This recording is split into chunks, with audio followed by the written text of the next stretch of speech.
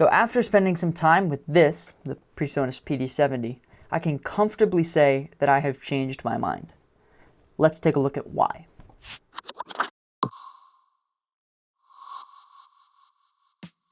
So when I said I changed my mind, I didn't mean that I like this microphone now. I still don't think it's the best value that you can find out there on the market, and I think there are better alternatives. But I do now understand what they were trying to do. So to explain why I don't think this is sort of the best value or the best microphone out there for the money, we need to take a look at the specs.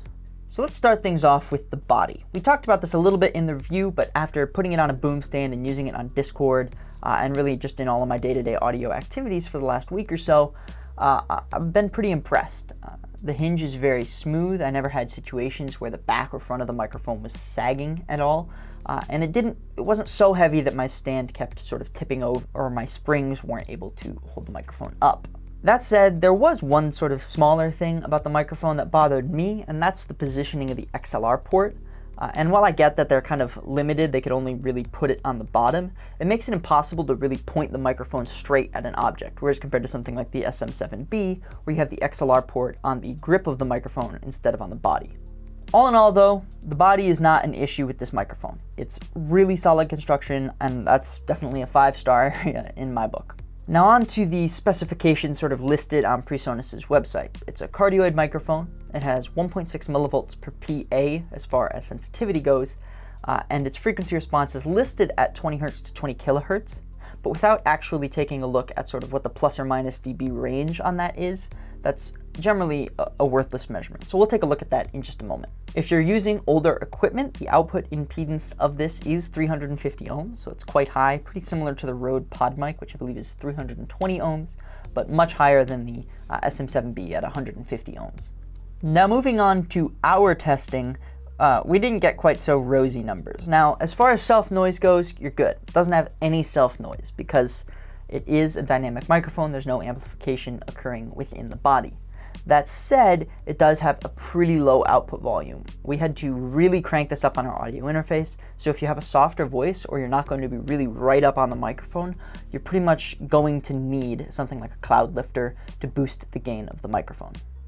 When we shot out the frequency response of this microphone in our test setup, we got not quite what Presonus was saying. We only got about 50 Hz to 12 kHz, which is not great. And it does respond above 12 kHz, but it drops off down to like negative 30 decibels pretty quickly, so I wouldn't call it very usable up in that frequency range. Additionally, down below 50 Hz, it starts to drop off pretty quick, and we measured at 3 inches from our sound source, but as you move farther back from the microphone, you're going to get an even more drastic drop-off in bass response because of the proximity effect. Now comparing that to some of its competitors, you have something like the Rode Pod mic or the SM58, both of which are $30 cheaper. And those are going to have generally pretty similar limitations. Because of the nature of a dynamic microphone, you're generally not going to get as much of a high frequency response. And both of those also have roll-offs down below that sort of 50 to 80 Hertz line. That said, the frequency response of those microphones, at least in our testing, is a little bit less jagged and just leads to a little bit less harsh sound. To demonstrate, I'm going to shoot this out against a couple of competitors so you can get an idea for how it sounds. And we weren't able to get our hands on a Rode Pod mic in time for this video, but we have paired it up with an SM58, an MV7, which is about twice the price. You can see what you get when you pay a little bit more there, and then sort of staples such as the Blue Yeti, the Onstage AS700, and the Presonus Revelator, all of which we are going to take a listen to now. Oh, yeah, yeah. Oh, yeah, yeah. Oh, yeah, yeah. Oh, yeah, yeah. Oh, yeah, yeah. Oh, yeah, yeah.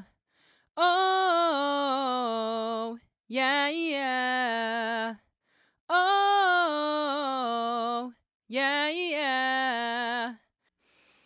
Oh, yeah, yeah.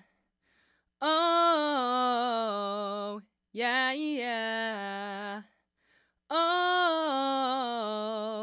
yeah, yeah.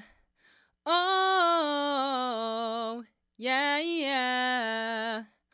Oh, yeah, yeah. Oh,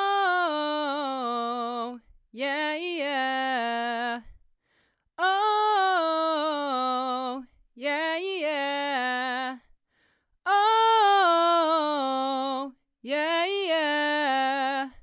Oh, yeah, yeah. Oh, yeah, yeah. Oh, yeah, yeah. Oh, yeah, yeah.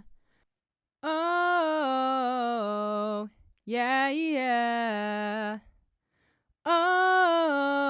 Oh, yeah, yeah. Oh, yeah, yeah. Oh, yeah, yeah. Oh, yeah, yeah. Oh, yeah, yeah. Oh, yeah, yeah. Oh, yeah, yeah.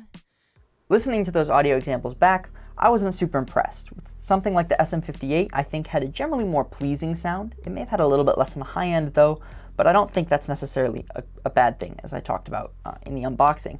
Compared to the MV7 though, I mean, it just blows this away. The MV7 has much more clear, much more natural sounding sound to me.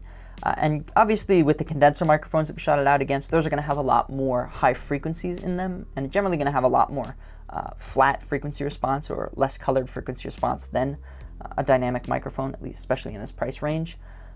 And generally I would say that if you need clarity in your recordings, I would lean towards a condenser microphone anyways over this. And if you're looking for the noise isolation that a dynamic microphone provides, I generally think that the SM58 and MV7 both have superior sounds. This brings us to the pricing of the microphone, which at $130, it isn't actually that bad of a value proposition. And I know I bashed on it a little bit in the unboxing that we did, but I don't necessarily think I was wrong, but I think I may have gone a little overboard because it is only $130.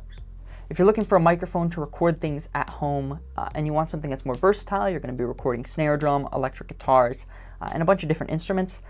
I mean, obviously I don't think this microphone is designed for that, and I wouldn't get this microphone. I would definitely get something like an SM57. I think it's generally going to be a more versatile, more usable sound across a broader range of instruments.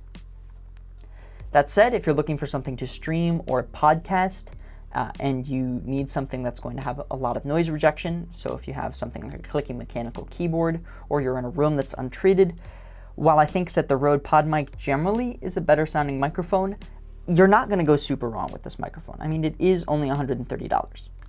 All that said, there's one big part that this microphone doesn't have, and that's a digital audio connection. So you are going to need an audio interface with this microphone, and with the amount of gain you have to give to this microphone to get to a workable signal, you're probably going to want something like a cloud lifter or a FET or another inline microphone amplifier. So once you start adding those things together, you know, a FET head's going to cost you probably between $60 and $80, and an audio interface is $40 to $60. You're looking pretty much at about $250 for a total package. Now, if you want the versatility that that provides, I mean, go for it. But $250 is also the price of the MV7, which I think for most people is going to just be a straight up better version of this microphone. And as I mentioned a few seconds ago when we were taking a listen to how it sounded, if you need something that's going to give you a more clear sound or a more natural sound for miking something like an acoustic guitar, you're going to already be looking at a condenser microphone anyways. And there are a lot of great both USB and analog condenser microphones on the market. We've taken a look at some here on our channel at Vodex, so be sure to check those out if that's something you're in the market for. Overall, our impression here is pretty simple. It's not a terrible mic, and if you buy this microphone and you get, you know, all the accessories you need to make it work great for your setup, you're going to be able to get a workable, solid sounding recording out of it. That said, if you're going into the market right now and you're open to looking at other ideas, we do think there are better options on the market, and personally, I would look somewhere else. Anyways, thank you for watching. My name is Ronan, and this has been Vodak. If you enjoyed the video or found it useful or entertaining, be sure to subscribe, like, and comment if you want to see us check out any other microphones, or if you have any questions or experiences you'd like to share with us. So thank you for watching again, and I will see you guys in the next video.